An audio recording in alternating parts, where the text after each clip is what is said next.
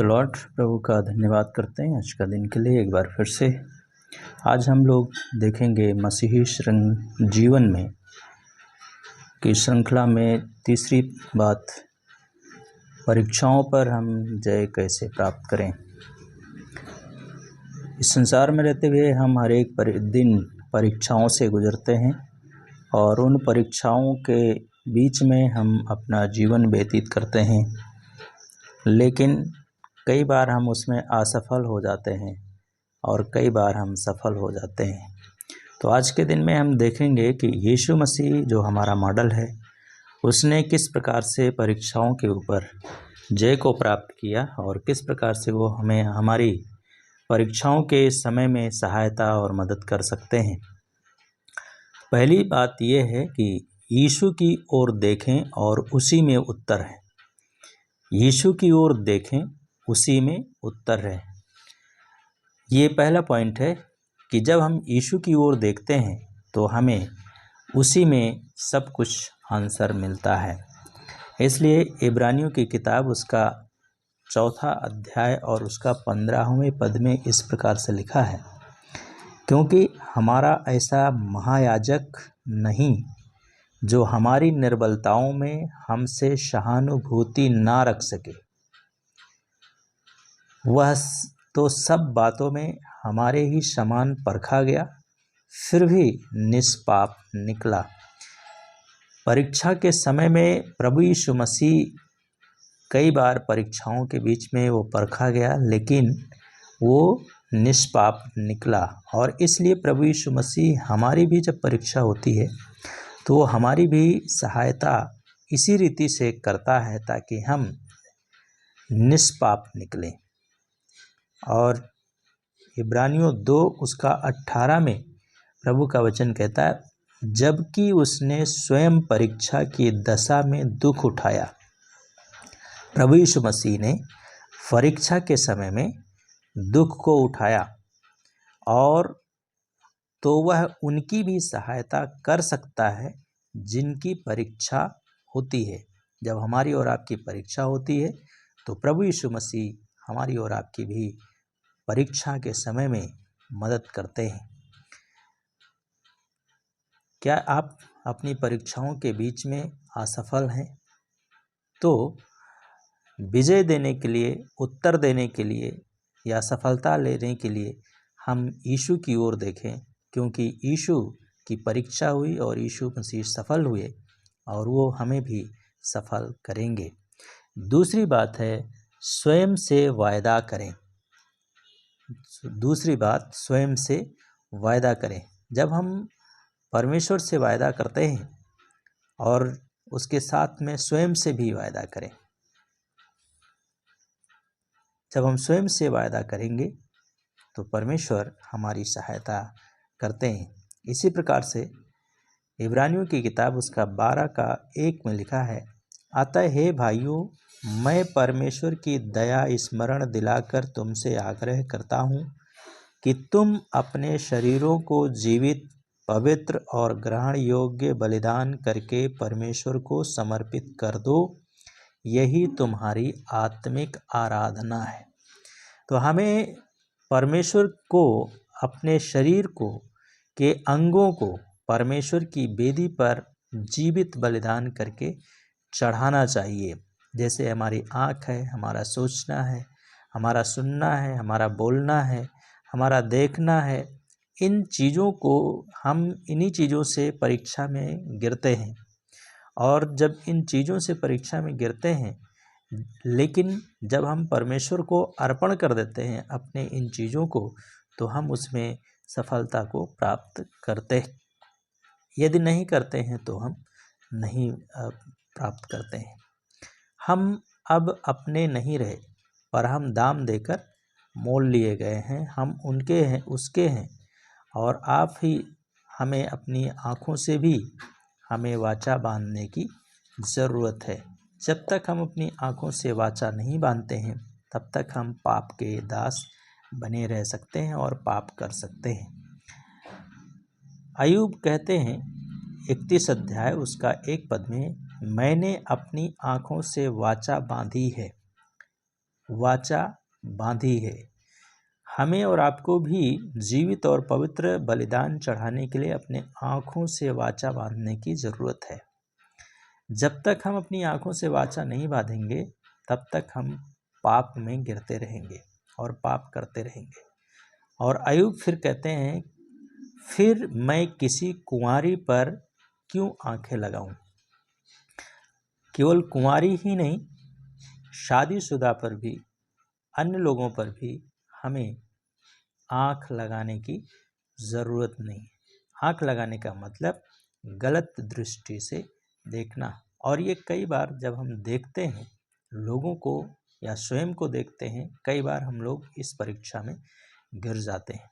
लेकिन हमें उस समय क्या करना है, परमेश्वर का धन्यवाद करना है कि परमेश्वर ने इतना सुंदर लोगों को बनाया है। परमेश्वर हमारा सृजनहार है, वो कितना सुंदर होगा। जब हम उसकी प्रशंसा करेंगे तो हमारी जो दृष्टि होगी वो कुदृष्टि नहीं होगी, लेकिन हमारी दृष्टि परमेश्वर के द्वारा वासनापूर्ण नहीं होगी। लेकिन हम अपने जीवन में अपनी आँखों से वाचा बांधें कि अब आप किसी की ओर भी वासनापूर्ण निगाह से नहीं देखेंगे।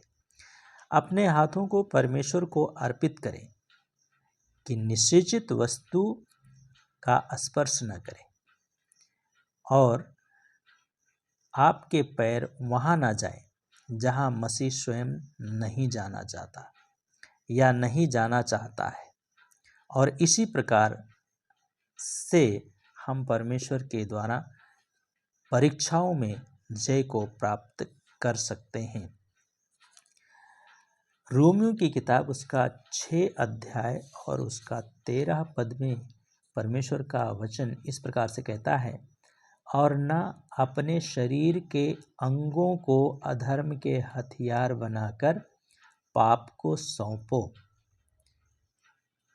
परंतु अपने आप को मृतकों में से जीवित जानकर अपने अंगों को धार्मिकता के हथियार होने के लिए परमेश्वर को सौंप दो। जब हम परमेश्वर को अपना जीवन सौंप देते हैं तो परमेश्वर हमारा जीवन का मालिक हो जाता है और हमें अच्छे काम करने के लिए, धार्मिकता के हथियार होने के लिए हमें परमेश्वर को अपने अंगों को सौंपना है। इस वचनबद्धता को प्रति सुबह स्वयं को स्मरण दिलाएं, तब आप परीक्षा पर जय को प्राप्त करेंगे। तीसरी बात है, पाप के लिए हमेशा ना कहें। पाप के लिए हमेशा ना कहें। मसीह का आपके भीतर निवास होने के कारण पाप के लिए नहीं कहना आपका अधिकार है। आप मसीह के साथ मर गए, गाड़े गए और जिलाए भी गए। जिस प्रकार से रोमियो की किताब हम 6 अध्याय उसका 3 और 4 पद में पढ़ते हैं। यहाँ पे लिखा है, क्या तुम नहीं जानते कि हम सब जो बपतिस्मा के द्वारा मसीह यीशु के साथ एक हुए, बपतिस्मा द्वारा उसकी मृत्यु में भी सहभागी हुए। बपतिस्मा के द्वारा हम एक हुए और उस यीशु मसीह का मृत्यु में सहभागी हुए।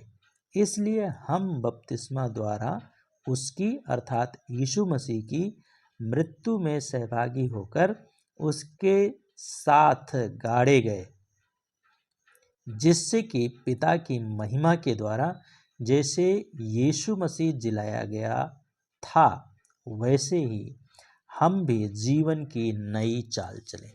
तो परमेश्वर ने हमें नई चाल चलने के लिए जीवन दिया है, जिलाया है, मरा नहीं छोड़ा है। जब हम बपतिस्मा लेते हैं, यीशु के साथ मारे जाते हैं, गाड़े जाते हैं और फिर जिलाए जाते हैं। क्या करने के लिए? एक नई चाल चलने के लिए। तो जितनी बार संभव हो उतनी बार मसीह के साथ अपनी पहचान को हम यथार्थता पर मनन करें, अर्थात हम सार्थक चीज़ों को के ऊपर मनन करें। परीक्षाओं का हम सामना करने के लिए सामर्थ्य प्राप्त करें और परमेश्वर से प्रार्थना करें कि परमेश्वर हमें प्रार्थना करना सिखाए। हमारा शरीर कमज़ोर है। शरीर पर जय प्राप्त करने की हमारी इच्छा तभी होती है जब हम जागते और प्रार्थना करते हैं। तो हमें जागते भी रहना है और प्रार्थना भी करना है अपने आत्मिक जीवन में। प्रभु यीशु मसीह ने कहा कि जागते रहो और प्रार्थना करते रहो कि तुम परीक्षा में ना पड़ो। हमें परीक्षा में ना पड़ने के लिए हमें परमेश्वर से प्रार्थना करना चाहिए। चौथी भी चीज़ है, परीक्षा पर जय पाने के लिए वचन का प्रयोग करना है। हमें परीक्षा पर जय पाने के लिए हमें वचन का प्रयोग करना है। जब मसीह की परीक्षा हुई तो उसने परमेश्वर के वचन का जो आत्मा की तलवार है उपयोग किया और शैतान के विरुद्ध उसने उपयोग किया। और जब शैतान के विरुद्ध उपयोग किया तो प्रभु यीशु उस पर विजयी हुआ।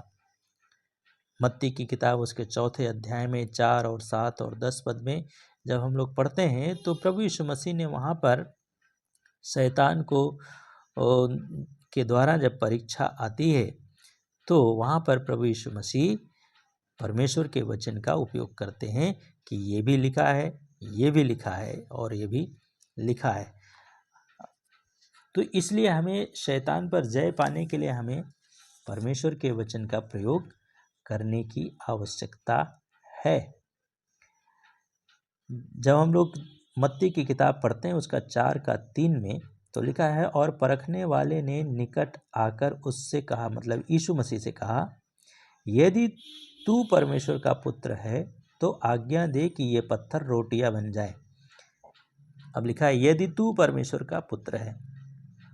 यही सवाल आज हमसे और आपसे भी शैतान करता है, क्या तू परमेश्वर का पुत्र है? क्या तू परमेश्वर का बेटा है? क्या तू परमेश्वर के साथ में चलता है? आज भी यही प्रश्न है। तो हमें इस संदेह भरी बातों को हमें क्या करना है, अपने जीवन से दूर करना है और परमेश्वर के वचन के अनुसार हमें जवाब देना है। यहाँ पे लिखा है, प्रभु यीशु मसीह ने जवाब दिया, ये भी लिखा है, मनुष्य केवल रोटी ही से नहीं परंतु हर एक वचन से जो परमेश्वर के मुख से निकलता है जीवित रहेगा। दूसरी परीक्षा जब उसने की तो यहाँ पे उसने कहा कि शैतान ने उसे नगर में ले गया और मंदिर के शिखर पर खड़ा करके वो कहता है, क्या कहता है? उसे मालूम है कि यीशु के बारे में भली प्रकार से शैतान को मालूम है, लेकिन वो कहता है क्या, यदि तू परमेश्वर का पुत्र है तो अपने आप को नीचे गिरा दे, क्योंकि लिखा है वह तेरे विषय में अपने स्वर्गदूतों को आज्ञा देगा और वे तुझे हाथों हाथ उठा लेंगे, कहीं ऐसा ना हो कि तेरे पैरों में पत्थर से ठेस लगे। आज भी यही है, घमंड करने के लिए और शैतान हमें और आपको उकसाता है। लेकिन प्रभु यीशु मसीह ने कहा यहाँ पे, तू प्रभु परमेश्वर की परीक्षा ना कर। तो प्रभु यीशु मसीह ने ये जवाब दिया था। हम परमेश्वर की संतान हैं, परमेश्वर के पुत्र के बेटे और बेटियां हैं, इसलिए हमें शैतान का सामना करने के लिए परमेश्वर के वचन की को उपयोग में हमें लाने की आवश्यकता है। 10 पद में लिखा है, 4:10 में, तीसरी परीक्षा जब उसने किया कि यदि तू मुझे गिरकर दंडवत करे तो ये सब वस्तुएं मुझे तुझे दे दूंगा। लेकिन प्रभु यीशु मसीह ने कहा क्या, तब लिखा है 10 पद में, तब यीशु ने शैतान से कहा, हे शैतान दूर हट, क्योंकि लिखा है तू प्रभु अपने परमेश्वर को दंडवत कर और केवल उसी की उपासना कर। तो हमें इस प्रकार से जब हम परमेश्वर के वचन का उपयोग करते हैं तो हमें सफलता मिलती है, हमें विजय मिलती है और हम विजय को प्राप्त करते हैं। और जब हम विजय को प्राप्त करते हैं तो हम आनंदित हो जाते हैं। इफिसियों की किताब उसका 6 अध्याय और उसका 17 पद में लिखा है, और उद्धार का टोप तथा आत्मा की तलवार जो परमेश्वर का वचन है ले लो। हमें उद्धार का टोप भी पहनना है और आत्मा का तलवार क्या है? परमेश्वर का वचन। हमें इसको अपने जीवन में उपयोग करना है। बाइबल के मनन में नियमित रहें। दाऊद ने परमेश्वर के वचन को अपने हृदय में रख छोड़ा था ताकि उसके विरुद्ध पाप ना करे। अपने आप को वचन से हमें संतृप्त कर लेना है, अर्थात अपने आप को भर लेना है, ताकि परीक्षा की घड़ी में पवित्र आत्मा आपको उपयुक्त वचन स्मरण दिलाए। जब आपके अंदर परमेश्वर का वचन होगा, आप परीक्षाओं के ऊपर जय को प्राप्त करेंगे। पांचवी बात है, परीक्षा के समय आपको परमेश्वर की संतानों की संगति की आवश्यकता है, या परमेश्वर के संतानों के साथ में संगति करें। परीक्षा के समय एकांत प्रिय ना रहें, अकेले ना रहें। आपको परमेश्वर की लोगों के साथ में संगति करने की आवश्यकता है। बाइबल में लिखा है, 3 धागों से बटी डोरी जल्दी नहीं टूटती। अर्थात हम यदि अकेले रहते हैं तो हम असफल हो सकते हैं, लेकिन हमें परमेश्वर के साथ में चलते हुए हमें परमेश्वर के लोगों के साथ में रहने की आवश्यकता है। जब हम परमेश्वर के लोगों के साथ में रहते हैं तो परमेश्वर हम का आग हमारे अंदर और आपके अंदर चलता है। सब उपदेशक की किताब उसका 4 अध्याय उसका 9 से 12 पद में इस प्रकार से लिखा है, 1 से 2 अच्छे हैं, क्योंकि उनके अपने परिश्रम का अच्छा प्रतिफल मिलता है। क्योंकि यदि उनमें से एक गिरे तो दूसरा अपने साथी को उठाएगा, परंतु उस पर हाय कि जब वह अकेला गिरे तो उसको उठाने वाला कोई दूसरा ना हो। फिर यदि 2 व्यक्ति साथ सोएं तो वे गर्म रहते हैं, परंतु एक अकेला कैसे गर्म रह सकता है? अकेले व्यक्ति पर कोई तो प्रबल हो सकता है, परंतु 2 होने से वे उसका सामना कर सकते हैं। 3 लड़ियों से बटी रस्सी जल्दी नहीं टूटती है। अब 3 लड़ियों से रस्सी, यहाँ पे परिवार की भी बात है, मसीही जीवन की भी बात है, और परमेश्वर के साथ में जुड़े रहने की बात है। जब 2 व्यक्ति एक साथ होते हैं और उनका संबंध परमेश्वर के साथ में होता है तो वे असफल नहीं होते हैं, परंतु वे जय को प्राप्त करते हैं। इसलिए हमें परमेश्वर के साथ में जुड़े रहने की आवश्यकता है। छठी बात है, परीक्षा के समय यीशु पर निर्भर रहें। हमें परमेश्वर के ऊपर निर्भर रहना है। परीक्षा के समय में यीशु मसीह के ऊपर निर्भर रहना है। पहला पत्रस उसका 5:8 में जब हम लोग पढ़ते हैं, प्रत्येक बार जब आप परीक्षा पर जय पाते हैं, युद्ध और तेज हो जाता है। तो इसलिए युद्ध जब तेज हो जाता है तो हमें और उसके अंदर जाने के लिए, अर्थात परमेश्वर के साथ में संगति करने के लिए, हमें परमेश्वर के साथ में बने रहने की आवश्यकता पड़ती है। पहला पत्रस 5 उसका 8 में इस प्रकार से परमेश्वर का वचन हमें याद दिलाता है। यहाँ पे कहता है, संयमी और सचेत रहो, तुम्हारा शत्रु शैतान गरजने वाले सिंह की भांति इस ताक में रहता है कि किसको फाड़ खाए। गरजने वाले सिंह के समान। प्रभु यीशु मसीह हमारा यहूदा का सिंह है। असली जो सिंह है वो प्रभु यीशु मसीह है, लेकिन शैतान भी यीशु मसीह का नकल करता है। वो डराता है, धमकाता है। कई बार वास्तव में जंगलों से होकर के जा रहे थे लोग और उनके सामने शेर आ गए, लेकिन परमेश्वर के दासों ने क्या किया, उसका यीशु के नाम से डांटा और वो फिर दुम दबा करके जंगल में चला गया। प्रियो, शैतान कभी भी हमें छोड़ नहीं सकता है। इसलिए हमें परमेश्वर के वचन पर हमें भरोसा करना है और उसके वचन के अनुसार अपने आप को शुद्ध और पवित्र करना है। परंतु जो उसमें है, हम में है, वह उससे बड़ा है, अर्थात शैतान से बड़ा है, जो इस संसार में है। हमारे अंदर प्रभु यीशु मसीह है, और जब प्रभु यीशु मसीह हमारे अंदर और आपके अंदर है तो जो संसार में है अर्थात शैतान है, उससे बढ़ करके हमारा प्रभु यीशु मसीह है और वो हमारे अंदर रहता है और उसके लहू में शरण ले सकते हैं। उसके अनुग्रह पर निर्भर रहें, हम पाप ना करें और अपने जीवन में पाप को प्रभुता ना करने दें। जब हम अपने जीवन में पाप को प्रभुता नहीं करने देंगे तो परमेश्वर हमारे साथ होकर हमारी सहायता करेंगे। तो इसलिए हमें अपने जीवन में पाप के ऊपर जय को पाने के लिए हमें परमेश्वर के ऊपर निर्भर रहना है।